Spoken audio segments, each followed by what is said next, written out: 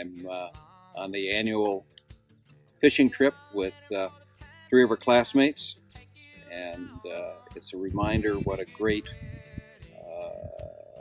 gift that Amherst gave us in the kinds of people that were there and the friendships that were made that have lasted a lifetime. We'll jump in a river and cool ourselves from the heat of the night. One of the things that impressed me about Amherst were the number of people that were first generation college attendees. And Amherst really picked some great people. Two of the people that we mentioned, I think both Eddie Lynn and John Bologna, that Dean Wilson identified and brought to our class. That's the kind of quality of the people that are in our class. It's the reason it makes sense to come back and to hear their stories, to hear what they've done with their lives. Amherst did a great job, I think, of preparing me for the future. There are some really, really smart guys, and certainly people that were smarter than I am. And the fact that I could make my own way in that environment gave me confidence that I could learn new things and I could grow and I could do what I could do and not be intimidated.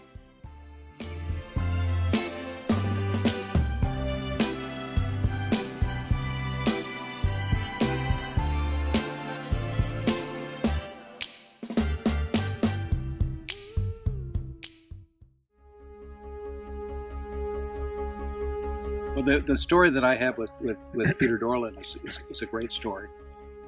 Peter and I were both wrestled. I wrestled 154, but like on a Tuesday we both weighed 160, and Peter challenged me for the right to wrestle, and he lost. I think he went down to 145 and challenged Larry Lincoln and lost.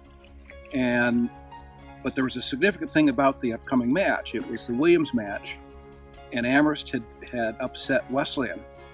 Wesleyan was probably the strongest Little Three, and if we could beat Williams, we would be Little Three champions.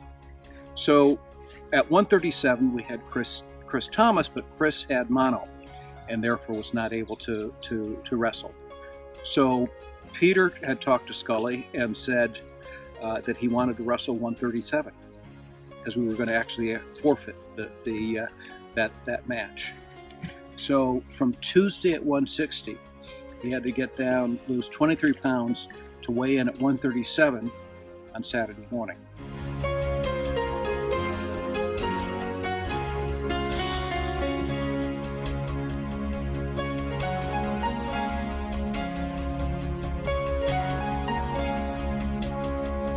And so it was the most sort of psyched athletic time in my life. In fact, as I walked on the match, I was like in a daze, and Scully had to slap me to keep me, wake me up. But we went on. We beat Williams. We were Little Three champs. It was a great thing. But what Peter Dorland did to psych up the team and to fill the spot, I have to say that. They almost carried Peter onto the match. He got pinned right away, which was not the point. The point was, because we didn't forfeit that match, they couldn't have taken their 137-pounder and move him to another weight class and put in what we call a fish to accept the forfeit.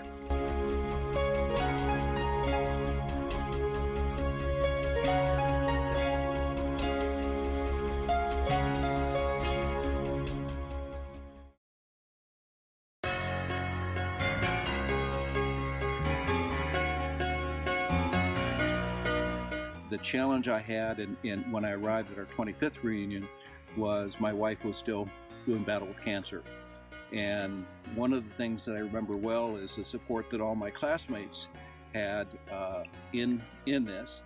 And particularly I remember Scott Bateman and his wife and how supportive they were for us at that time and gave her some assistance and some care during our 25th.